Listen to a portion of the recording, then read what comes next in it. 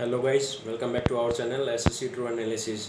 Friends, आज आप लोगों के साथ जो हम चीज़ डिस्कस करने जा रहे हैं वो है सीपीओ 2019 के बारे में। तो काफ़ी टाइम से बच्चों की क्वेरीज आ रही थी कि सर हमारा प्री में स्कोर इतना है तो हमें मिनिमम स्कोर कितना करना चाहिए इंग्लिश में कि हमारा सिलेक्शन हो जाए।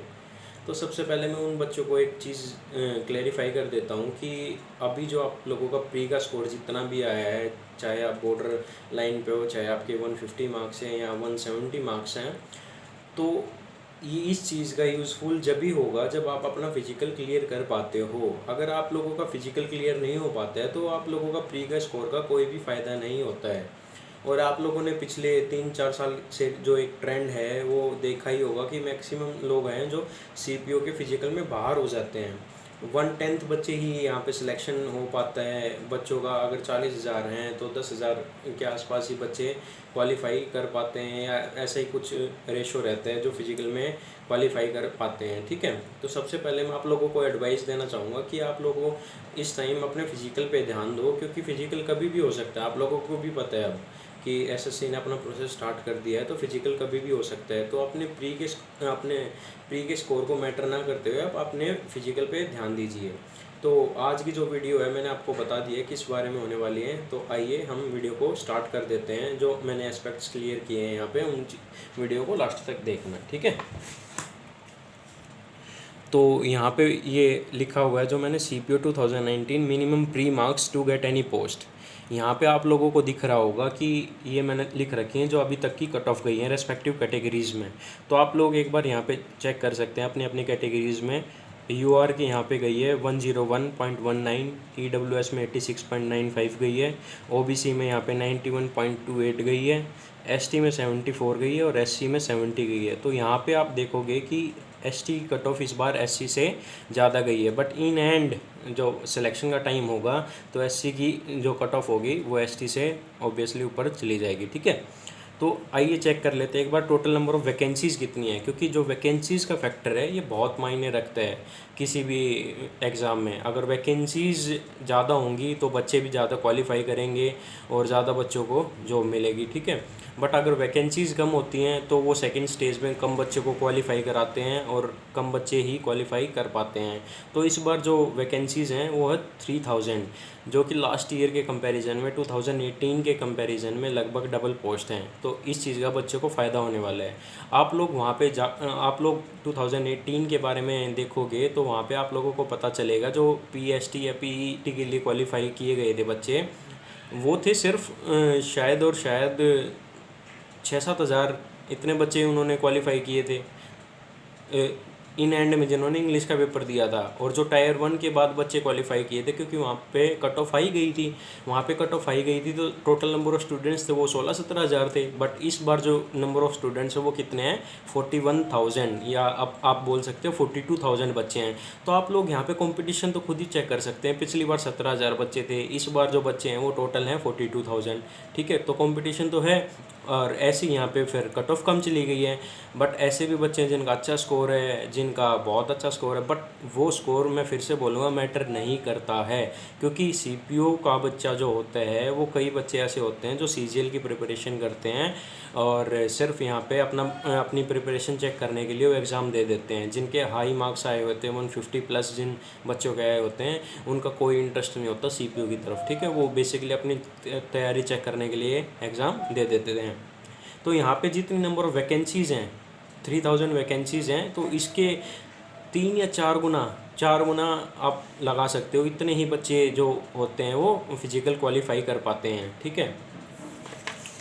तो यहाँ पे आप चेक करोगे कि फ़िज़िकल जो स्टेज है as per the trends of 16, 17, 18, मैंने चारों ट्रेंड्स देखे हैं पिछले 3 या 4 साल के, तो वहाँ पे 4 या 5 टाइम्स वैकेंसीज़ का 4 या 5 टाइम्स बच्चा ही क्वालिफाई फिजिकल कर पाता है। तो मान लीजिए इस बार 3000 वैकेंसीज़ हैं, तो 4 to 5 मतलब 12 से 15 हज़ार मैक्सिमम बच्चे क्वालिफाई कर पाएंगे। तो लगभग आपको पता है 26-27 हज़ार बच्चे फिर भी फिजिकल से बाहर हो गए हैं। तो आप लोग अभी स्टेज पे ये नहीं बोल सकते कि सर मेरे मार्क्स कम हैं, सर मेरे मार्क्स ज़्यादा हैं, क्योंकि आप लोगों को नहीं पता फिजिकल क्वालिफाई कर पाओगे या नहीं कर पाओगे। अगर आप बॉर्डर लाइन पे हो और आप फिजिकल क्वालिफाई कर जाते हो तो आपके पास टायर सेकंड लिखने का मौका होगा, चांस होगा। बट अगर आप फिजिकल ही क्वालिफाई नहीं कर पाओगे तो आप उसी स्टेज से बाहर हो जाओगे। समझ रहे हो ना क्या कहना चाह रहा हूँ?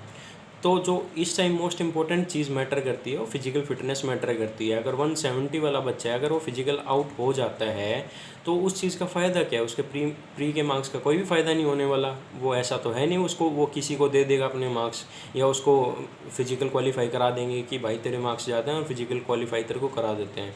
तो ऐसा कुछ भी नहीं है।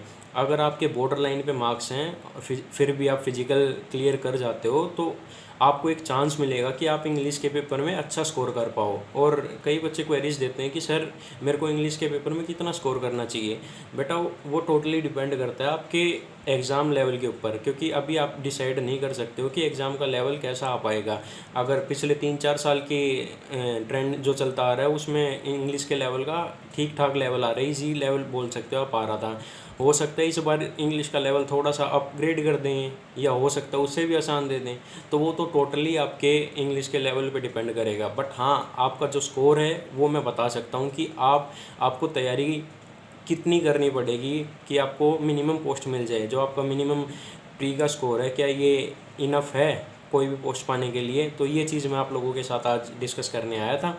तो आप यहाँ पे चेक कर सकते हो, मैंने वही चीज़ लिखी है। फिजिकल के बाद 10 से 12 हज़ार बच्चे ही अपीयर करते हैं टायर सेकंड इंग्लिश के एग्ज़ाम में। मतलब टोटल वैकेंसीज़ का 4 गुना ही बच्चे अपीयर कर पाते हैं। आप 12 से 13 या 15 मैक्सिमम इतने बच्चे देखोगे आप सेकंड स्टेज में जो इंग्लिश का पेपर देंगे, क्योंकि मैक्सिमम बच्चे बाहर हो जाते हैं। यही चीज़ मैंने लिखी हुई है 3000 12,000, ठीक है, टोटल पोस्ट के लिए, टोटल स्टूडेंट्स आफ्टर पीईटी और पीएचडी के लिए।